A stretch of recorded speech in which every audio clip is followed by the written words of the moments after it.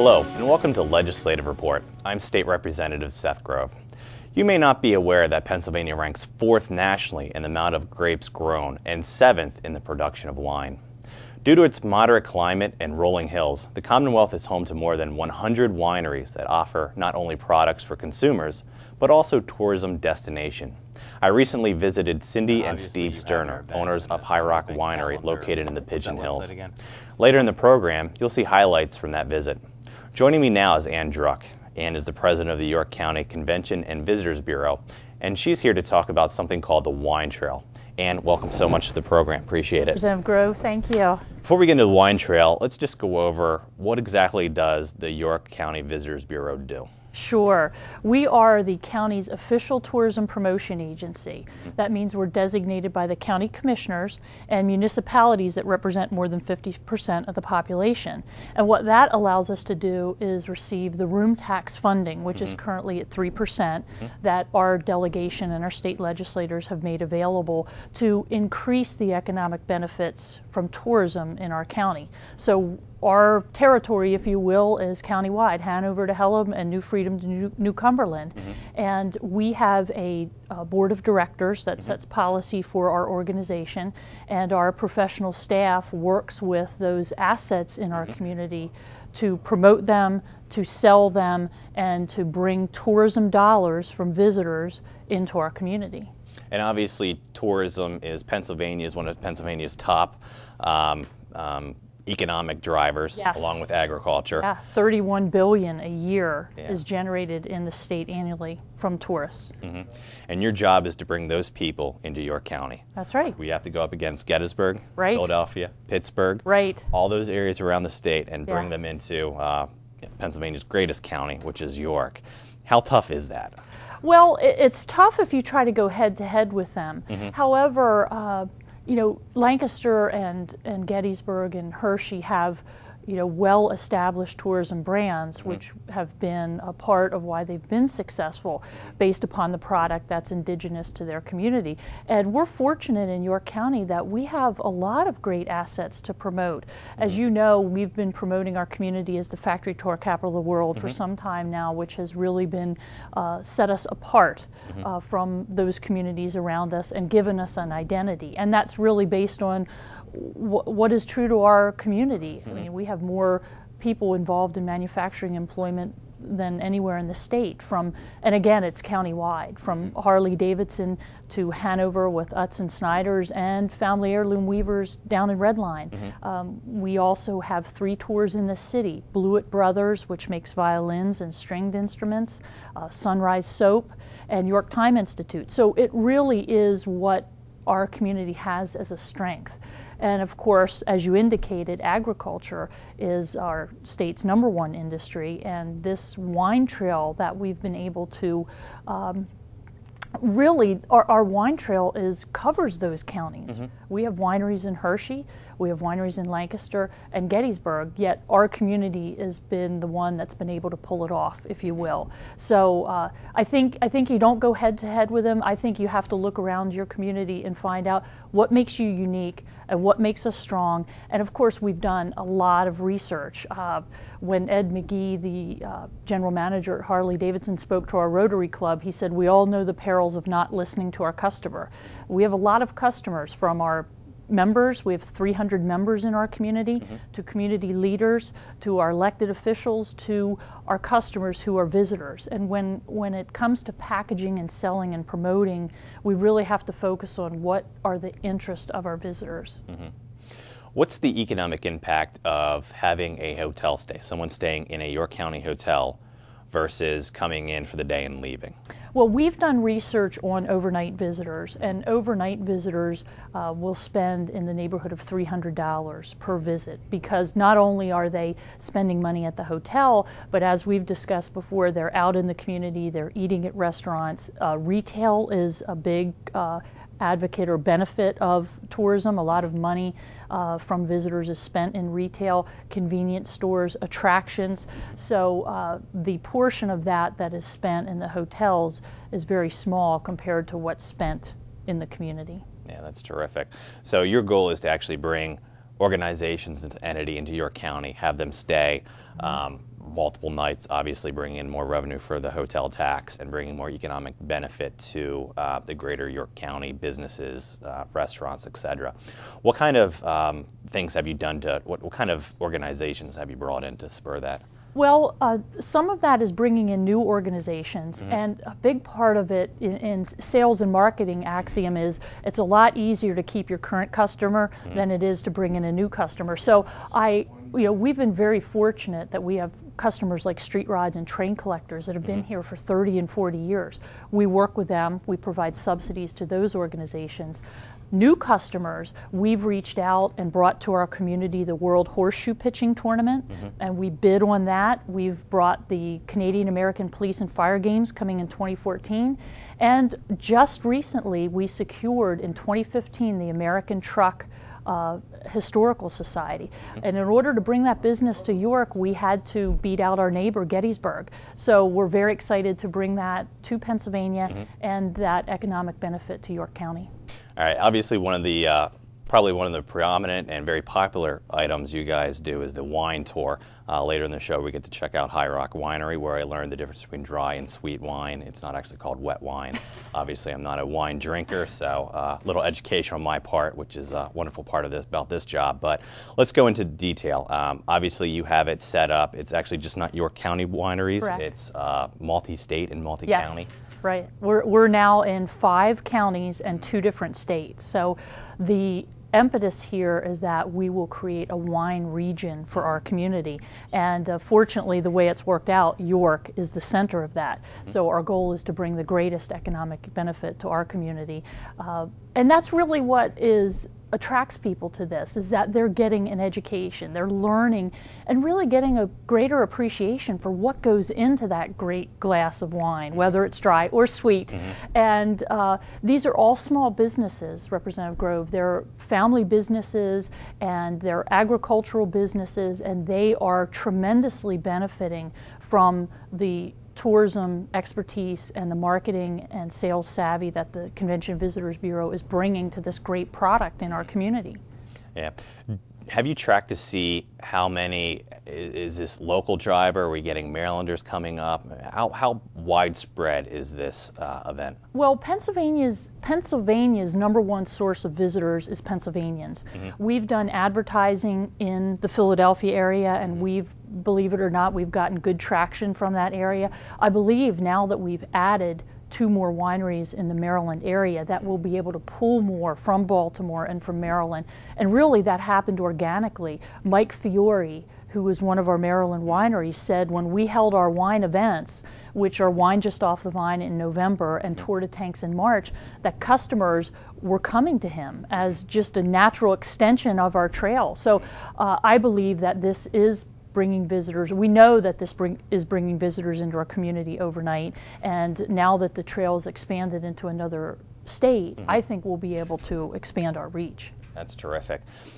If you want to obviously do the Tour de Wine in March, when does it run and how do you get tickets? It's every weekend in March, Saturday and Sunday. We even have Meet the Winemaker dinners on Friday and Saturday evenings. So we have a website, MasonDixonWineTrail.com, and that is the best place to go for information. The trail is available year-round. These special events that we run are weekends in March and the 2 weekends before November, and that's really when you get sort of a special tour available to visitors. Excellent, terrific. And thank you so much for what you do to help bring tourism into York County. And obviously, York County has grown to one of the premier tour ones. As I travel around the state, a lot of the tourism promotion agencies actually come to you for advice on that stuff. So we appreciate the great work you and your organization are doing on behalf of York County. So thank you so much for joining us. Thank you for your support. No problem. Now let's take a visit to High Rock Winery and learn what it takes to make the sweet wines that are their specialty.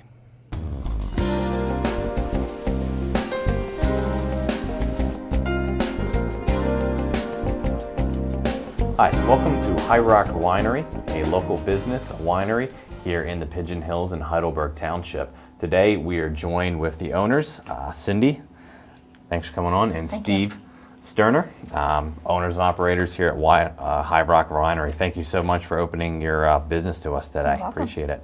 So first, let's start off. How did you get into winemaking? It was a hobby 10 years ago, 1999, maybe 12 years ago by now. Started out as a hobby in a quest to try to find a sweet wine that I like. Experimented for a while, and after a few years of making homemade wine, went into some competitions and started taking some ribbons. 2006, took the first place ribbon, the grand champion, down at the York Fairgrounds, and that was my push to go commercial. Excellent. What kind of, how much investment and time did it to actually go out and actually want to start making your own wines? Was it very involved? No, I started very small. Okay. As a home winemaker, I started with a gallon. Okay. And so I wanted to see if that was going to work for me. And after a year of going through the process of tasting the wine every couple months, decided that it was going to work for me. So I ventured out then, and I made a few more gallons the next year. So I started out slow. And built your way up. How many different wines are you up to now? How many different varieties and flavors? Well, that comes and goes with running out or bringing out new. I would say that I average between 40 and 45. Wow, that's a lot. Obviously, your county, we have some wonderful wineries. We have the Visitors Bureau does an entire trail of, I think it used to be called Uncork York. I think they switched name to, That's was right. it the Mason-Dixon? Mason-Dixon. Yeah, and you're looking to actually get on that next year to That's help right. highlight, obviously, the wonderful wines we have here in York County. Yes. Pretty excited about that. Yes, Yeah. very much so. Yeah, and you have weddings. You've had a wedding here. You Yes. have different events. What's a great time to come out here and visit? What kind of events, different events do you do? Do you have any special events? I have bands once or twice a month. I have a website. Everything's listed on the website. Okay. The bands are here once or twice a month.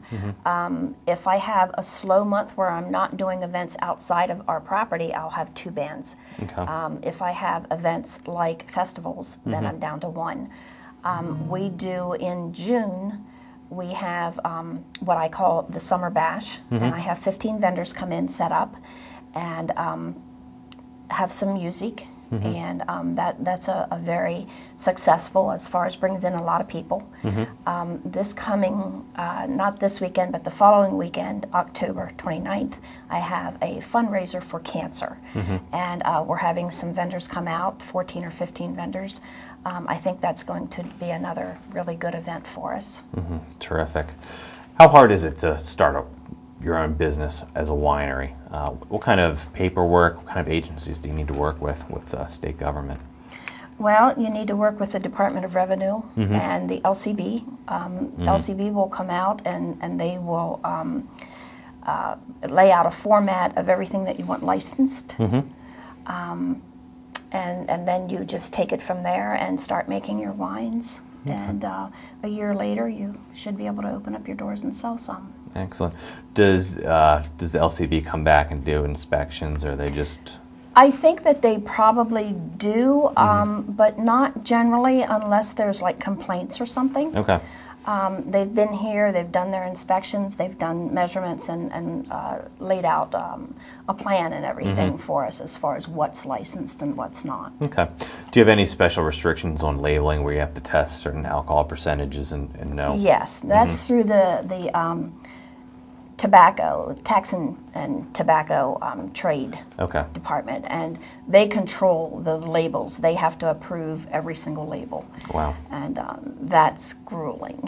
Yeah. So I guess you have your label design, and then you have to submit it to them for approval. That's right. So every new wine that you come out with needs a new label, a new alcohol percentage, and. That's correct. Okay. Yes. Do you have to send a sample, so they have to verify that percentage, or they just? No. Okay. No, it's just it just goes on the appearance of the label. The font has to be a certain size. Certain verbiage has to be on the label. Certain characteristics they're looking for. You have to have the word Pennsylvania on it. You have to have the alcohol content on it. You have to have the warning, the alcohol warning on it, and everything has to be according to their font sizes. Okay. And this is they can come and inspect anytime they want to. Yes, they can. Okay. And they can check the alcohol level, compare to Right. their labels and all that. Right. okay. It's a lot of oversight. It's, yeah, which dealing with alcohol, I'm sure there's good reasons to do Sure. that and stuff like that. Sure. Do you find this very a fun way to create a business and be in business? I think it's probably one of the best that you can be in because you're furnishing your customer base with something that they enjoy. And when you're here and you have festivals and things like that, people are here to have a good time. So you generally are dealing with people that are very happy. It's a good time for them. Do you sell your wine outside of your store here in the Pigeon Hills? Do you have a market base outside of it? The only place outside of here is the Hofbrauhaus Okay. in Abbottstown. You can purchase by the glass there or by the bottle, and as long as it's drank on the premises there. Okay, excellent. So you guys looking to expand that as much as possible too? Yes. Terrific, terrific. Well, let's go check out how you actually make the wine, because I'm Okay. interested in actually seeing how it is done. Okay, we can do that. All right. All right, here we are in Cindy's wine laboratory, as Steve calls her, the mad scientist of winemaking. So walk us through the wine process. You obviously start with grapes or some sort of fruit juice. or juice. Let's start. Where do you get it?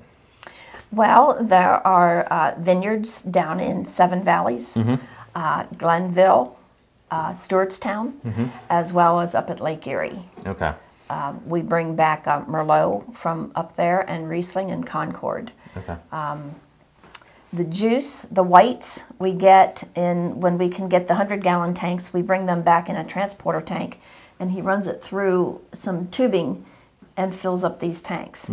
And then the next 2 weeks is a process of, on a time schedule, there's certain chemicals that get added to it to start the yeast fermentation. Okay. After that, it sits for about 6 months so that it can do its complete fermentation. Then it goes through a filtering system, and then it's ready to be bottled. Okay. Short, sweet, and to the point. That's the whites. Yeah, that's the whites. That's so the whites. how do you do the Concord and the reds? The reds, we buy the grapes, and we... Now, do you make your husband actually stomp it? It's not Steve foot juice, is it? No. No, all right. No. We buy the grapes and we put them in tubs. We line them up in the garage. Okay. And we put them through a crusher and destemmer, and that takes the big part of the stems out. All right. And then through that, the next 2 weeks, we do a process where we put in the chemicals in certain hour increments. And after 2 weeks of that, we take it around to the back patio and put it into a bladder press. The bladder press is a press that it connects to a source of water. It fills with water, expanding the bladder, pressing the juices out. He devised a tub with more tubing, runs it down the back steps into white tubs down here. Okay. And then we go through the same process with waiting it out and filtering and getting it ready for the bottles. At that point, it goes into stainless steel or carboys. Right. What's the total process? How long does it take from, you first either get the juices in or have to, first get the grapes? How long is the total process to make a bottle of wine? The shortest process is about 6 months. The longest is your fruits. They take longer. Okay. They take longer to mellow out and get smooth. They take about a year. Wow. Some of them are even better if you can wait a year and a half, like strawberry or apple. They take a little bit longer. I don't know for sure why. It just takes that much longer for them to get to a really good taste. Yeah. So when you're planning your stock, you're thinking year and a half out for That's right. a lot of this stuff. That's And right. It's tough because you sell out. I'm sorry, you have to wait That's until right. the next batch, so you got to be constantly on top of stuff. Yes. And obviously we're hitting into the fall, winter months where you're not, fruits are basically out unless you import them from different areas, and you don't really do that. No. So it's you're really what you have is what you have. That's right. Yeah, we're full up now because everything's been coming in. We still have Catawba to bring in. Then that's the last. Okay. But that's why everything's sort of overflowing and on the floor and everywhere else at this point. But over the winter, we'll get it all racked, moved around, and by early summer into bottles. Okay. What kind of chemicals do you use to start that yeast process, to start the fermentation, stuff like that? Well, we check the acid content, and if it's low in acid, then we add an acid blend. Okay. We also put in a yeast nutrient, and we put in a pectic enzyme that keeps it from gelling, and it also helps in clarity. And then we also put in, after the very last stage is your yeast. And that goes in, there's two different kinds of yeast that I use.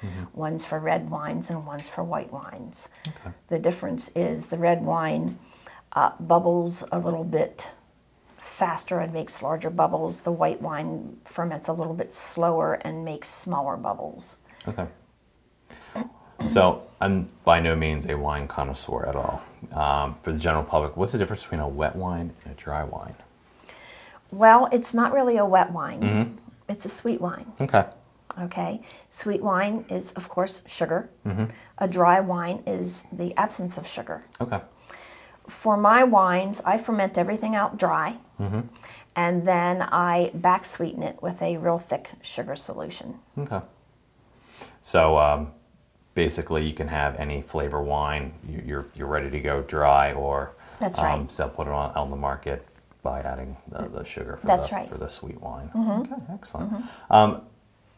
Obviously, there's some wines that go better with some things. What's your best wine for?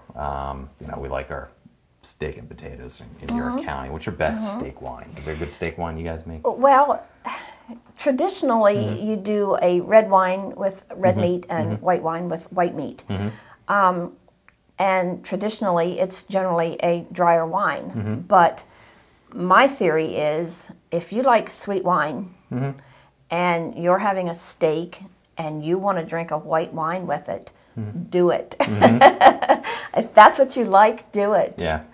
So we don't really stand by tradition. We stand by what is your taste. Personal taste. What is your personal taste? And your Black Lab, correct? Black Lab. Is you're out of it right now, and That's it's right. one of your most in-demand wines. What is that? That's a Concord and black raspberry blend. Okay. That sounds delicious. So I'll tell you what, let's head out to the other room and check out your bottling process a little bit. Okay. All right. Here we are at your labeling center. Obviously, we have the finished product sitting in front of us. We have your labels. Kind of go over how you do the labeling, getting the cork in there, and the finished product. Well, it's actually bottled in the other room, but it comes. I put everything into a vat, and I put in an agent that will stabilize the yeast. Then you have to wait an hour. And then I back sweeten anything that I want some sugar into it. And then it goes through another filter into the bottle. And I have just a little floor model corker that we cork everything is by hand. And then they come over here, and over here we put labels on them. And then we put these seals on, and they are heat shrunk with a heat gun, and that's what's down there on that end. And then we have the storage over here, and that's the finished product. Excellent. Well, they look beautiful and delicious. Obviously, you have a store. What are the hours of your store here on High Rock Road and the Pigeon Hills? We have Monday, Tuesday, and Wednesday hours from 4 p.m. till 7. Thursdays we're closed. Fridays, Saturdays, and Sundays, 12 to 4. We also do private appointments, private tastings, and if the hours that we have listed as commercial open hours aren't suitable, we will do private tastings for anybody that gives us a call. If you're driving by and we're home, we'll open for you. Wow, that's terrific. And obviously you have your events, and that's on your event calendar. What's that website again?